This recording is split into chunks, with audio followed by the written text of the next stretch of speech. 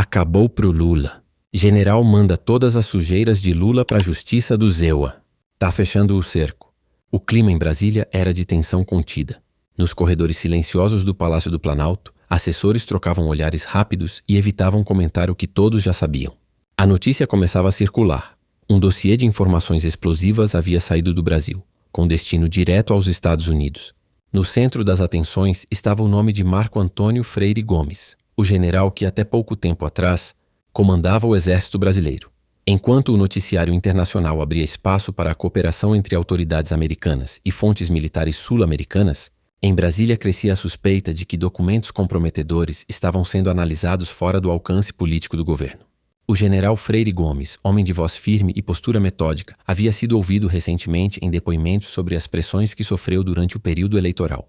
Agora seu nome aparecia em novos relatórios, e dessa vez, conectados a uma possível troca de informações entre instâncias militares e investigadores estrangeiros.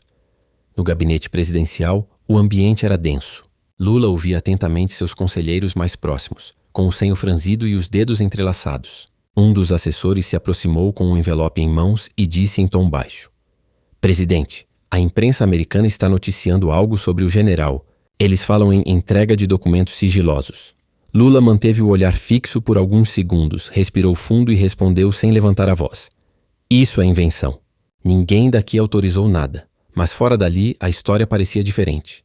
Nos bastidores, fontes militares afirmavam que Freire Gomes já havia sido procurado por representantes internacionais e que parte das informações sob sua responsabilidade havia sido encaminhada a autoridades americanas. O motivo: possíveis conexões entre esquemas de poder político, contratos públicos e movimentações financeiras observadas durante o governo. Enquanto isso, nas redes sociais as primeiras especulações ganhavam força. Perfis de comentaristas, jornalistas e opositores publicavam trechos de um suposto dossiê que apontava para irregularidades em setores estratégicos. O nome do general se tornava o centro de uma onda de debates. Teria ele decidido romper o silêncio e cooperar com a justiça estrangeira? Em um quartel do Exército, longe das câmeras, Freire Gomes permanecia reservado. Um assessor próximo comentou em tom discreto: "O general sempre disse que a verdade é questão de honra. E se ele achou que o país precisava saber, ele não vai recuar." A tensão era palpável. O silêncio de Freire Gomes era interpretado por muitos como uma resposta mais poderosa do que qualquer declaração pública. Para uns era um ato de lealdade à Constituição. Para outros, uma traição ao governo que ele havia servido. Mas para todos estava claro: algo grande havia começado e ninguém sabia até onde chegaria. Nos bastidores do poder, a notícia se espalhava com velocidade. O Ministério da Defesa exigia explicações. O Planalto tentava entender o que realmente havia sido enviado aos Estados Unidos.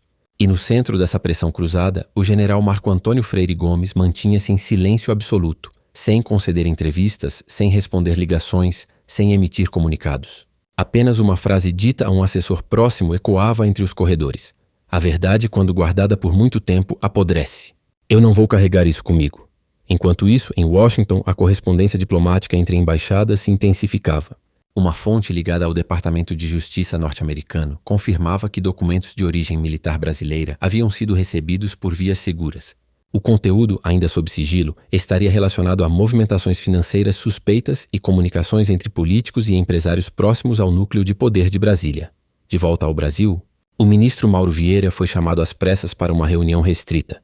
Ao sair, seu semblante tenso denunciava o clima interno. Um jornalista se aproximou e perguntou: "Ministro, o governo confirma o envio de documentos militares aos Estados Unidos?" Vieira respondeu de forma evasiva, tentando conter a tensão: "O Brasil é um país soberano. Qualquer informação enviada ao exterior passa pelos canais diplomáticos apropriados." Essa frase, porém, não bastou. O silêncio do Exército e a reação contida do governo apenas alimentavam as suspeitas.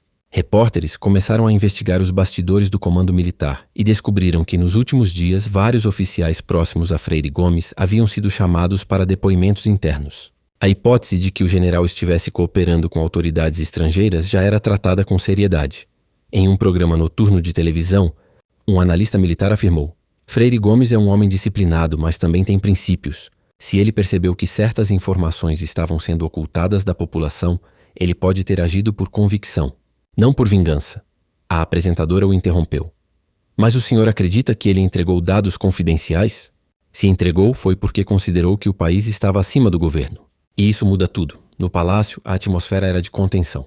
Lula observava atentamente cada novo movimento, cada manchete, cada comentário. Seus assessores sabiam que o menor deslize poderia transformar o caso em uma crise diplomática. Um deles sugeriu convocar o general para uma conversa direta. O presidente negou. Não agora. Se ele está com eles, qualquer palavra pode ser usada contra nós. As horas seguintes foram de pura expectativa. Nenhum comunicado oficial, nenhum desmentido convincente. Apenas o eco de uma suspeita crescente. Um general de alta patente, até pouco tempo leal ao governo, teria cruzado a fronteira da hierarquia militar e levado consigo segredos que agora estavam nas mãos da justiça norte-americana. O país aguardava uma resposta. E pela primeira vez, dentro do próprio governo, havia quem admitisse em voz baixa que o cerco estava de fato se fechando. Na manhã seguinte, o nome de Marco Antônio Freire Gomes dominava todas as manchetes. As emissoras de rádio, televisão e portais de notícia repetiam as mesmas perguntas. O que exatamente o general havia enviado aos Estados Unidos? E por que só agora, meses depois de deixar o comando do Exército, essas informações estavam vindo à tona? No Comando Militar do Planalto, o clima era de cautela extrema.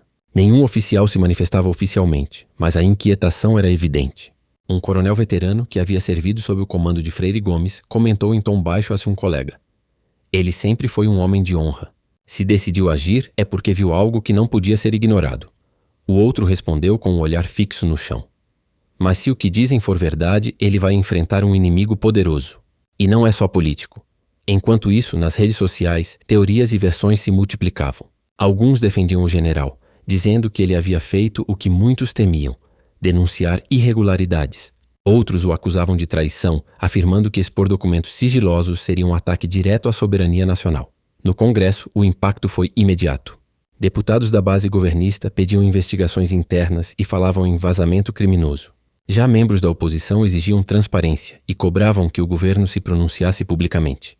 O presidente da Câmara chegou a reunir líderes partidários para discutir uma possível convocação de ministros da Defesa e das Relações Exteriores.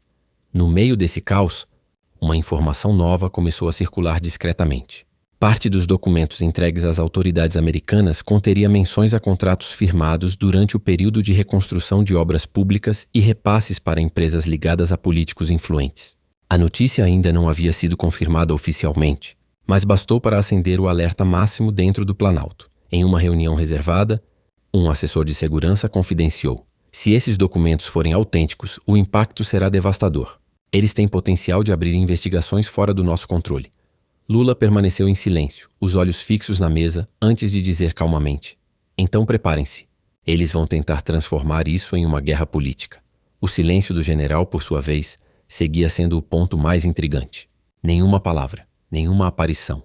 Apenas um movimento calculado, uma carta entregue ao seu advogado e registrada em cartório, com instruções para ser divulgada caso algo acontecesse com ele. O conteúdo era desconhecido, mas a existência da carta foi confirmada por uma fonte próxima. A cada hora, a história ganhava novos contornos. O país assistia ao surgimento de um dos maiores escândalos políticos e militares das últimas décadas, e todos queriam saber o que mais Freire Gomes ainda guardava em silêncio.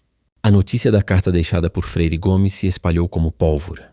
Em poucos minutos, ela estava em todos os programas de debate político, nas transmissões de rádio e nos grupos de mensagens de oficiais da reserva. O rumor era de que o documento continha não apenas justificativas para sua atitude, mas também nomes, datas e provas de que setores do governo haviam tentado encobrir informações sensíveis. No Planalto, o gabinete presidencial se reuniu em caráter emergencial. Os ministros chegaram em silêncio, cada um com o celular nas mãos, acompanhando o desenrolar das manchetes. Lula foi o último a entrar. Sentou-se à cabeceira e falou sem rodeios: eu quero saber o que esse homem tem nas mãos. O ministro da Defesa respondeu: presidente, o exército nega qualquer envolvimento. Mas o nome dele está circulando nos Estados Unidos. Os americanos confirmam que receberam material brasileiro. Lula estreitou o olhar. Então é isso. Ele entregou. Do outro lado da cidade, em um prédio discreto de Brasília, o advogado de Freire Gomes recebeu a visita de 2 oficiais da reserva que se diziam preocupados com a segurança do ex-comandante. Eles perguntaram se a carta realmente existia. O advogado, em tom controlado, respondeu: ela existe sim. E se algo acontecer com o general, ela será divulgada ao público. Um dos homens o interrompeu com um olhar duro. O senhor sabe o que está fazendo? Isso pode abalar a estrutura do país. O advogado não respondeu. Apenas se levantou, encerrou a conversa e trancou a porta ao sair. Horas depois, jornais americanos começaram a publicar trechos de um relatório preliminar do Departamento de Justiça. O texto mencionava colaborações militares latino-americanas e evidências de corrupção cruzada em contratos de infraestrutura e energia.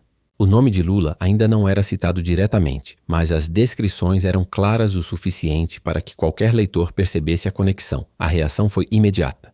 Analistas políticos chamavam o episódio de o início de uma tempestade institucional. Na imprensa brasileira, as redações ficaram em alerta máximo. A cada nova atualização, as bolsas reagiam, a moeda oscilava e a confiança internacional se abalava. Enquanto isso, Freire Gomes mantinha-se recluso. Nenhuma aparição pública, nenhuma fala. Apenas um breve comunicado emitido por meio de seu advogado que dizia: agir com integridade é dever de todo servidor da nação.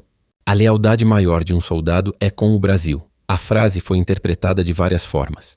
Para uns, era a confissão de que ele realmente havia enviado os documentos. Para outros, uma tentativa de se defender antecipadamente. Mas para todos, era o sinal de que a crise não estava perto do fim. Nos quartéis, a hierarquia se mantinha firme, mas o clima era pesado. Oficiais comentavam em particular que o exército havia se tornado alvo de desconfiança. Alguns temiam uma ruptura de confiança entre as forças armadas e o governo civil. E no meio desse tabuleiro político e diplomático, uma coisa era certa. A figura de Freire Gomes deixava de ser apenas a de um general aposentado.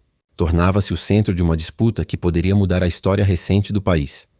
O país mergulhava em uma crise sem precedentes. As palavras de Freire Gomes ecoavam em todos os noticiários e o governo enfrentava uma pressão que já ultrapassava os limites do Palácio do Planalto. A oposição exigia esclarecimentos imediatos, enquanto aliados próximos tentavam conter o avanço das suspeitas. Em Brasília, um grupo de parlamentares da base aliada se reuniu a portas fechadas com ministros e estrategistas políticos. O objetivo era traçar uma narrativa que neutralizasse o impacto do general. O ministro da Casa Civil iniciou a reunião com voz firme. Precisamos assumir o controle da história. Se deixarmos o discurso nas mãos da imprensa e da oposição, eles vão transformar esse homem num herói. Uma deputada interrompeu. Mas e se ele tiver mesmo entregue provas? A gente precisa saber o que tem lá fora antes de abrir a boca. O silêncio tomou conta da sala. Ninguém tinha resposta. Enquanto isso, em Washington, fontes diplomáticas confirmavam que o conteúdo entregue às autoridades americanas estava sob análise em sigilo judicial.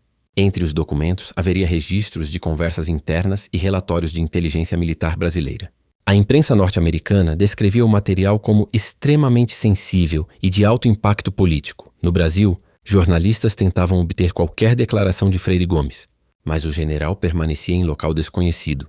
Seu advogado, questionado na saída de um prédio em Brasília, respondeu apenas: meu cliente agiu dentro da lei e por consciência de dever. Não há nada mais a declarar. O Exército, pressionado por repórteres e por oficiais da ativa, decidiu publicar uma nota curta, tentando se distanciar da crise. As Forças Armadas não têm conhecimento de nenhum envio de informações oficiais a governos estrangeiros. O Exército reafirma seu compromisso com a legalidade e a soberania nacional, mas a tentativa de neutralizar a situação falhou. Para a opinião pública, a nota soava como uma negação apressada.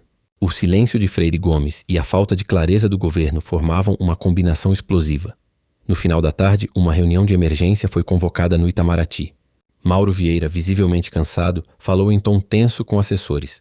Os americanos não estão comentando nada oficialmente, mas há movimentação. Eles querem que o Brasil coopere com investigações. Um diplomata respondeu de forma hesitante: ministro, se os nomes que estão nesses documentos forem confirmados, não haverá negociação possível. As sanções virão. Enquanto o governo tentava conter a crise, dentro das Forças Armadas a lealdade começava a ser testada. Alguns oficiais viam Freire Gomes como um homem que preservou sua honra. Outros o consideravam um traidor. As conversas entre generais, antes restritas ao comando, agora se espalhavam pelos corredores. O exército estava dividido. Em uma dessas conversas reservadas, um general da ativa afirmou com firmeza: Freire Gomes rompeu o código. Ele foi longe demais. Um colega retrucou em tom mais calmo: talvez ele tenha feito o que todos nós deveríamos ter feito. A tensão era total. E enquanto as horas passavam, um fato se tornava inegável. O silêncio do general valia mais do que qualquer pronunciamento. Ninguém sabia o que ele diria, mas todos temiam o momento em que ele finalmente falasse. As primeiras reações internacionais começaram a surgir. Em Washington, um porta-voz do Departamento de Justiça se recusou a confirmar o nome de Freire Gomes, mas admitiu que informações provenientes de fontes militares sul-americanas estavam sendo analisadas por promotores federais. O tom contido da declaração apenas alimentou a especulação de que o caso era real e tinha proporções maiores do que o governo brasileiro admitia. De volta ao Brasil, a imprensa não dava trégua. Canais de televisão mostravam imagens antigas do general em cerimônias oficiais, enquanto comentaristas discutiam sua reputação como um homem de disciplina rígida e caráter inflexível. Nas ruas, o nome de Freire Gomes se tornava símbolo de coragem para alguns e de traição para outros. No Planalto, o clima era de guerra política. Em uma reunião restrita, Lula, visivelmente irritado, bateu na mesa e ordenou: "Quero um levantamento completo. Quem falou com ele, quem esteve com ele, quem pode ter vazado algo. Ninguém sai daqui sem resposta." Um assessor tentou intervir. "Presidente, há rumores de que o general está sendo protegido por oficiais da reserva." Lula respondeu com firmeza: "Então que busquem. Se ele está usando a farda para esconder traição, o país precisa saber." Enquanto isso, em um apartamento discreto em Brasília, o general permanecia em silêncio, cercado apenas de 2 assessores de confiança. Ele não assistia às notícias, não respondia mensagens e evitava qualquer contato externo. Em cima da mesa havia apenas uma pasta de couro e um telefone desligado. Um dos assessores, com voz contida, perguntou: "O senhor pretende se pronunciar?" Freire Gomes respondeu sem desviar o olhar: "Não agora. Eles querem que eu fale para me contradizer. A hora certa vai chegar." O silêncio dele se tornava cada vez mais estratégico. Enquanto o governo tentava desmentir o escândalo, a imprensa americana continuava publicando fragmentos de relatórios que indicavam conexões entre empresas brasileiras e o regime venezuelano. Alguns desses documentos citavam nomes de intermediários políticos próximos ao Planalto. Na noite daquele mesmo dia, uma reportagem da imprensa europeia mencionou pela primeira vez que autoridades dos Estados Unidos receberam provas de corrupção envolvendo membros do governo de um grande país latino-americano. Embora o nome do Brasil não fosse dito, a relação com o caso de Freire Gomes era evidente. Dentro das Forças Armadas, a tensão crescia. Oficiais temiam que o governo tentasse usar a crise para controlar o discurso militar. Um general da ativa, em conversa reservada com colegas, resumiu o sentimento: "Se ele realmente entregou o que dizem, o exército inteiro será visto como cúmplice. Precisamos proteger a instituição." O governo, por sua vez, planejava uma resposta pública. Um pronunciamento estava sendo preparado e a estratégia seria simples: negar qualquer irregularidade e acusar o general de agir por motivação pessoal. Mas o tempo corria e cada nova matéria tornava essa defesa mais difícil de sustentar. Naquela noite, o país inteiro parecia respirar em compasso de espera. O exército em silêncio, o governo em crise e o general escondido, aguardando o momento exato para quebrar o silêncio. Na manhã seguinte, o Brasil acordou em choque. Um jornal americano de grande circulação publicou uma matéria de capa com o título: "General brasileiro entrega provas de corrupção política à Justiça dos Estados Unidos." O nome de Marco Antônio Freire Gomes aparecia pela primeira vez de forma explícita, acompanhado de detalhes sobre sua carreira e sobre o conteúdo preliminar do dossiê. A reportagem citava fontes do Departamento de Justiça que confirmavam a autenticidade dos documentos. Entre os materiais entregues, havia relatórios internos do Exército, trocas de mensagens entre oficiais e registros financeiros que, segundo as autoridades, indicavam repasses indevidos a empresas ligadas a contratos públicos no Brasil e na Venezuela. A reação foi imediata. No Congresso Nacional, parlamentares exigiram explicações urgentes. A oposição pediu uma CPI. Governistas tentavam desacreditar o jornal, alegando manipulação política. A imprensa brasileira, sem conseguir confirmar as informações, reproduzia cada linha da reportagem internacional. No Palácio do Planalto, o caos era total. Lula convocou uma reunião emergencial com os ministros da Defesa, Relações Exteriores e Justiça. O tom foi tenso desde o início. "Eles usaram o nome do Brasil. Isso é uma afronta à nossa soberania", disse o presidente, visivelmente irritado. O ministro da Justiça tentou amenizar. "Presidente, ainda podemos alegar que se trata de uma iniciativa isolada, sem autorização do Estado." Mas Lula o interrompeu com um gesto. "E quando perguntarem por que o general tinha acesso a esses relatórios? Quem vai responder isso?" A equipe de comunicação foi acionada para preparar uma resposta oficial. O texto preliminar afirmava que o governo não reconhece qualquer documento que tenha sido encaminhado por indivíduos à justiça de outro país e que o Brasil não se submeterá a interferências estrangeiras. Enquanto o pronunciamento era redigido, o general Freire Gomes era localizado por repórteres na saída de uma residência militar em Brasília. Ele caminhava em silêncio, vestindo roupas civis e com semblante sério. Um jornalista gritou: "General, o senhor confirma que entregou documentos aos Estados Unidos?" Ele parou por um instante, olhou para as câmeras e respondeu apenas: "O Brasil merece saber a verdade. E a verdade não pertence a um governo." A frase percorreu o país em minutos. Canais de TV a reproduziram sem parar. A oposição aplaudiu. Aliados do governo reagiram com indignação. E nas redes sociais, o nome de Freire Gomes se tornou o mais comentado do dia. No Exército, a declaração caiu como uma bomba.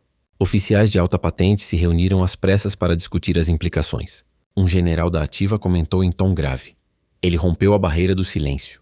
Isso muda tudo. A partir de agora, o governo vai querer um culpado." E, de fato, a máquina política já se movia. O Planalto ordenou à Advocacia Geral da União que avaliasse medidas legais contra o general, alegando quebra de sigilo institucional. A Procuradoria Militar foi acionada.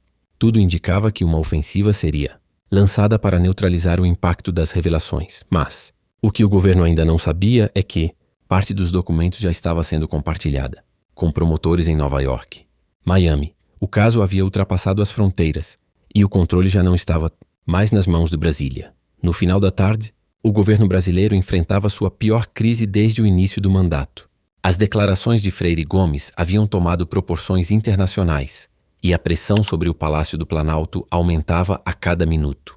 Jornalistas acampavam na frente dos ministérios e os canais de notícias mantinham transmissões ao vivo sem interrupção. O ministro da Defesa, tentando conter o avanço da crise, convocou uma entrevista coletiva. Diante de dezenas de microfones e câmeras, ele iniciou com um tom solene: "As Forças Armadas não participam nem participaram de qualquer envio de documentos a governos estrangeiros. O Exército Brasileiro continua fiel à sua missão constitucional." Mas, quando um repórter perguntou diretamente se o general Freire Gomes poderia ter agido por conta própria, o ministro hesitou por um segundo, tempo suficiente para que a dúvida se tornasse manchete. Poucos minutos depois, a reação política veio de forma coordenada. Parlamentares aliados do governo acusaram o general de traição à pátria e pediram a abertura de um inquérito militar. A base de apoio do Planalto tentava transformar o episódio em uma ofensiva contra o próprio Freire Gomes, enquanto nas redes sociais a população se dividia entre o apoio e a indignação. Em um pronunciamento breve, Lula adotou um tom calculado: "O Brasil é uma nação soberana. Nenhum militar, nenhum cidadão pode agir como representante do Estado sem autorização legal. A verdade será esclarecida." Porém, o semblante do presidente traía a preocupação.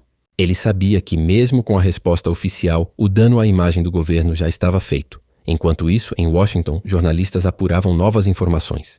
Um dos promotores envolvidos no caso confirmou que o dossiê entregue pelo general estava sendo verificado em conjunto com relatórios sobre corrupção transnacional na América Latina. O nome de Lula, segundo a reportagem, era citado indiretamente em comunicações de diplomatas e intermediários financeiros. Em Brasília, a reação nas Forças Armadas era mista.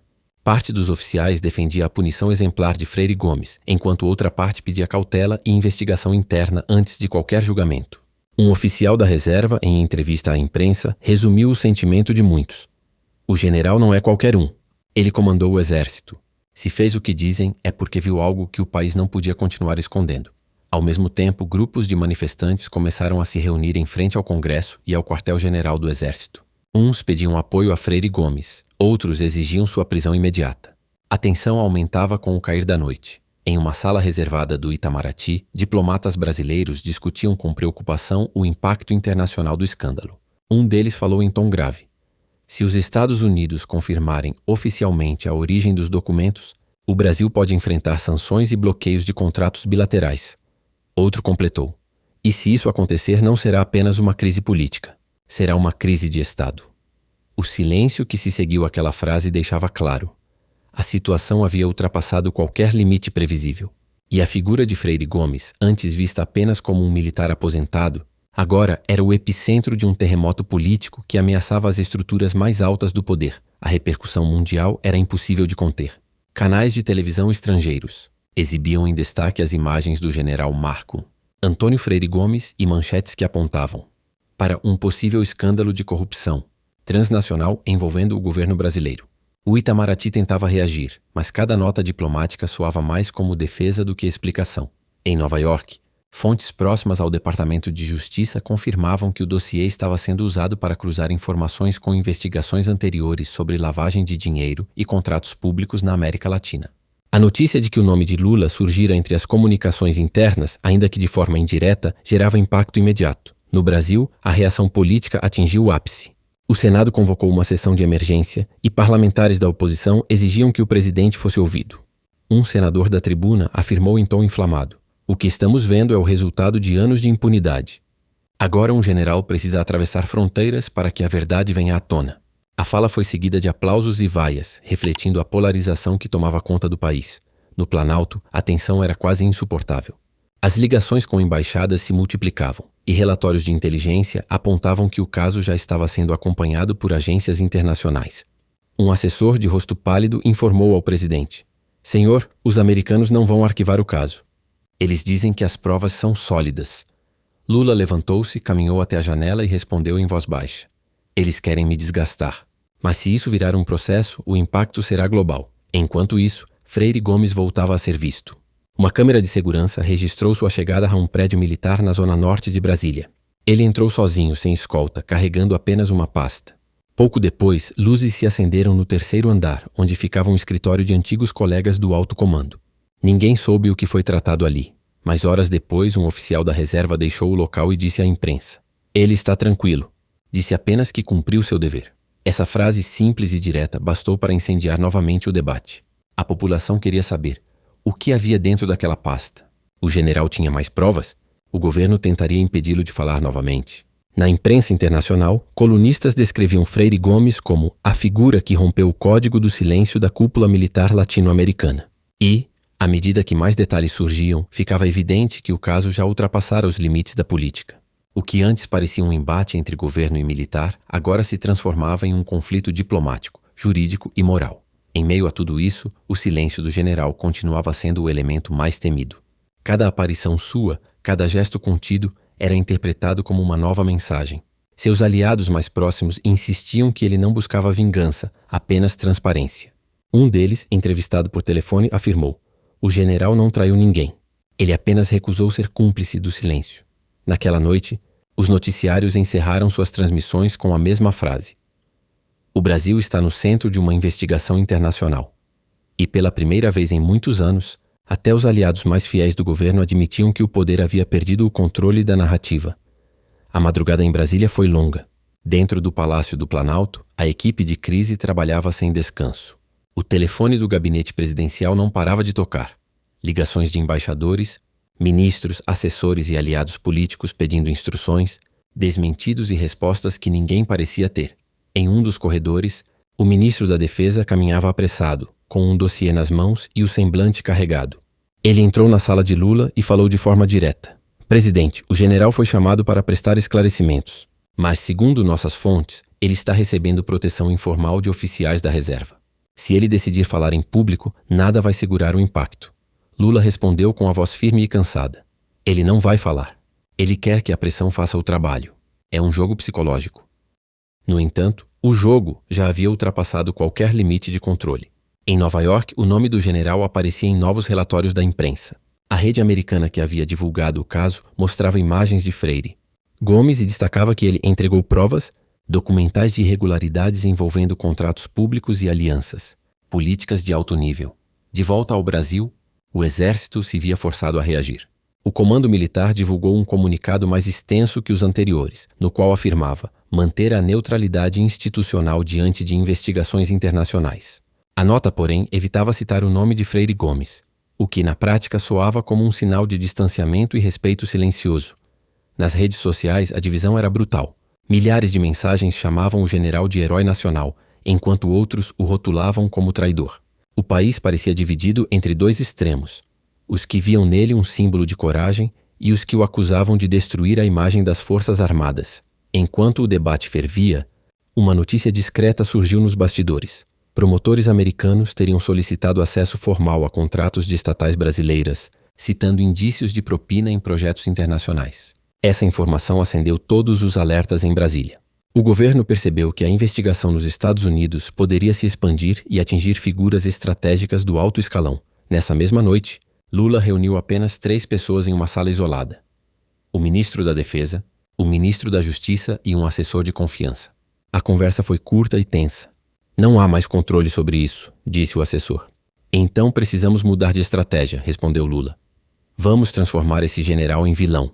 Ele é o responsável pela instabilidade. O ministro da Justiça olhou fixamente para o presidente e alertou. Mas se houver provas nos Estados Unidos, essa narrativa não vai resistir. Lula se levantou devagar, respirou fundo e concluiu. Então precisamos ganhar tempo. E tempo, neste momento, é poder. Enquanto o governo traçava sua nova ofensiva, Freire Gomes continuava afastado dos holofotes. Nenhum vídeo, nenhuma aparição pública, nenhum comunicado. Apenas o rumor de que estava redigindo um documento que seria entregue a autoridades brasileiras, uma espécie de relato final. O país inteiro aguardava. O silêncio do general se transformava em um relógio invisível. Cada hora que passava sem uma resposta oficial aumentava o peso da crise. O amanhecer seguinte trouxe um cenário completamente novo. Em meio ao caos político, a notícia de que Freire Gomes havia sido intimado oficialmente para depor caiu como uma bomba. A Procuradoria-Geral da República exigia que ele explicasse o motivo de sua cooperação com autoridades estrangeiras, enquanto o Exército tentava manter uma postura de neutralidade. Na porta da sede da PGR, jornalistas se aglomeravam aguardando qualquer sinal do general. O som dos flashes e o burburinho constante criavam uma atmosfera sufocante. Quando finalmente apareceu, Freire Gomes surgiu com expressão firme, sem seguranças, caminhando com passos decididos. Um repórter perguntou em meio à confusão. General, o senhor tem medo das consequências? Ele parou por um instante, olhou para a multidão e respondeu calmamente. Quem serve ao país com lealdade não teme a verdade. A frase ecoou como um golpe. Dentro do Planalto, assessores assistiam à cena em silêncio. O ministro da Justiça, visivelmente nervoso, comentou. Se ele começar a falar, pode arrastar gente grande junto. Lula manteve o olhar fixo na tela e respondeu sem hesitar. Então parem ele antes. Enquanto isso, nos bastidores da Justiça, promotores federais trabalhavam em contato com representantes americanos. O conteúdo do dossiê de Freire Gomes já estava sob análise cruzada com investigações antigas, e o material parecia consistente.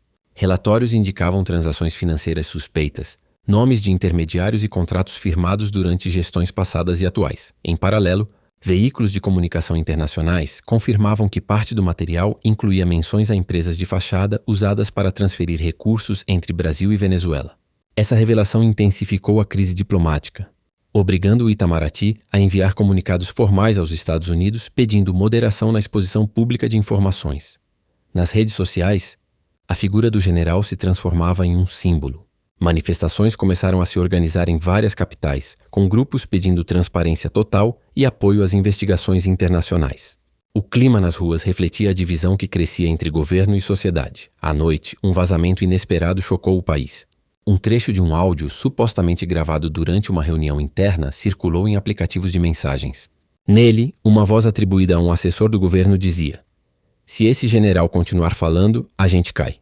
O arquivo viralizou em minutos. A imprensa tentou confirmar sua autenticidade, mas o impacto já estava feito. O Planalto convocou uma coletiva às pressas para negar o envolvimento do presidente.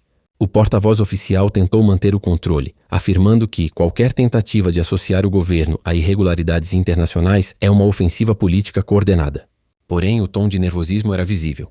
Enquanto isso, Freire Gomes saía do prédio da PGR sem escolta, cercado por câmeras.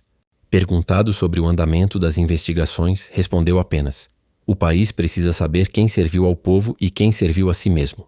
Aquela frase curta e certeira reacendeu o fogo da polêmica. E o que parecia ser apenas uma disputa política se tornava, diante dos olhos do mundo, um processo de responsabilização internacional que já ninguém podia conter. O país inteiro estava em suspense. As últimas declarações de Freire Gomes haviam mudado o curso dos acontecimentos. A imprensa nacional e internacional tratava o caso como a maior crise institucional da história recente do Brasil. Nenhum outro general havia provocado tamanho impacto político e diplomático em tão pouco tempo. Naquela manhã, o general chegou ao Congresso Nacional para uma sessão fechada com a Comissão de Relações Exteriores e Defesa Nacional. A reunião era a portas fechadas, mas bastou sua presença no prédio para que centenas de pessoas se aglomerassem do lado de fora. Manifestantes levantavam cartazes com frases de apoio e gritos de protesto. Era um retrato do país dividido. Lá dentro, os senadores tentavam manter o tom formal, mas o ambiente estava carregado. Um parlamentar governista foi o primeiro a perguntar: "General, o senhor confirma ter enviado documentos confidenciais às autoridades americanas?" Freire Gomes respondeu de maneira firme e pausada: "Enviei informações que provam o que vinha sendo negado ao povo brasileiro." Se essas informações foram parar nos Estados Unidos, é porque a justiça daqui falhou primeiro. O silêncio que se seguiu foi absoluto. Os senadores se entreolharam e um membro da oposição aproveitou o momento para insistir. O senhor acredita que essas provas envolvem diretamente membros do governo atual? O general respondeu sem titubear. Eu acredito não. Eu sei. Do lado de fora, jornalistas correram para transmitir as primeiras informações. Em minutos, as palavras de Freire Gomes estavam em todos os canais, e a repercussão foi imediata. O governo convocou uma nova reunião de emergência no Planalto. Lula ouviu os assessores em silêncio, até que em tom baixo disse: eles estão tentando nos destruir com as próprias armas da verdade. Enquanto isso, a notícia atravessava fronteiras. Em Washington, o Departamento de Justiça confirmou oficialmente que havia recebido material brasileiro relevante para investigações sobre corrupção internacional. O comunicado foi direto e sem espaço para interpretações. Era a confirmação que faltava. A bolsa de valores despencou e o dólar disparou. Empresas ligadas a contratos públicos tiveram suas ações suspensas. O país mergulhava em um colapso de confiança e os bastidores políticos se tornaram um campo de batalha. Dentro do exército, o clima era de silêncio tenso. Nenhum pronunciamento oficial foi feito. Oficiais da ativa evitavam entrevistas e os generais da reserva se limitavam a dizer que a história julgará. Freire Gomes, por sua vez, permaneceu tranquilo. Em um breve contato com a imprensa na saída do Congresso, declarou apenas: meu dever foi cumprido. Agora é com o país. A frase viralizou. Era o fechamento de um ciclo. O homem que havia sido visto como um símbolo de hierarquia e disciplina agora representava-se a ruptura. E com suas palavras, o general deixava claro que o peso da responsabilidade não estava mais em suas mãos. Nos corredores do poder, a sensação era de desespero contido. O cerco estava completo. E todos sabiam que, de agora em diante, qualquer movimento errado poderia significar o colapso definitivo do governo. As horas seguintes foram as mais tensas desde o início da crise. O pronunciamento oficial do governo estava marcado para o fim da tarde, mas os bastidores mostravam um cenário de total desorganização. Ministros discutiam entre si sobre o que deveria ser dito, enquanto Lula permanecia isolado em seu gabinete, em silêncio absoluto. Do lado de fora, manifestantes se concentravam em frente ao Palácio do Planalto. Uns pediam a renúncia do presidente. Outros exigiam a prisão de Freire Gomes. O país inteiro acompanhava cada segundo e as redes sociais estavam em colapso. Quando o relógio marcou 6 da tarde, Lula apareceu diante das câmeras. O semblante era grave, o tom controlado. O Brasil está sendo alvo de uma campanha internacional de difamação. O governo não teme a verdade, mas não aceitará mentiras travestidas de justiça. Vamos defender a soberania deste país até o último instante. O discurso durou apenas 4 minutos, mas o impacto foi devastador. Ao terminar, jornalistas começaram a questionar se o governo reconhecia oficialmente a existência das provas apresentadas nos Estados Unidos. Nenhuma resposta veio. A coletiva terminou em meio a empurra-empurra e gritos de repórteres. Enquanto isso, em Washington, uma nova atualização foi divulgada pelo Departamento de Justiça. Os documentos entregues por Freire Gomes seriam incluídos formalmente em um processo de investigação internacional. A notícia chegou a Brasília minutos depois do pronunciamento presidencial, deixando claro que a tentativa de conter o escândalo havia falhado. No quartel-general do Exército, o ambiente era de silêncio e tensão. Oficiais de alta patente assistiam às notícias sem dizer uma palavra. Um coronel em voz baixa comentou: ele fez o que acreditava certo. Agora o país vai ter que lidar com as consequências. Naquela mesma noite, Freire Gomes apareceu pela última vez em público. Diante de um grupo pequeno de repórteres, ele falou com serenidade: cumpri meu juramento à bandeira. Não há lealdade maior do que a verdade. Em seguida virou-se, entrou em um carro e desapareceu sem dar mais detalhes. O país amanheceu em estado de choque. As ruas estavam cheias de cartazes, manchetes e opiniões divididas. Mas no fundo todos sabiam que algo havia mudado para sempre. A confiança nas instituições estava abalada, e a fronteira entre o poder e a justiça parecia mais tênue do que nunca. Naquele dia, o nome de Marco Antônio Freire Gomes ficou marcado na história como o homem que quebrou o silêncio. E diante de tudo o que veio à tona, uma certeza se espalhou entre o povo e os corredores do poder. O cerco havia se fechado de vez. Queridos ouvintes, se esta história te prendeu, convido você a se inscrever no canal para não perder nossos próximos vídeos. Até a próxima!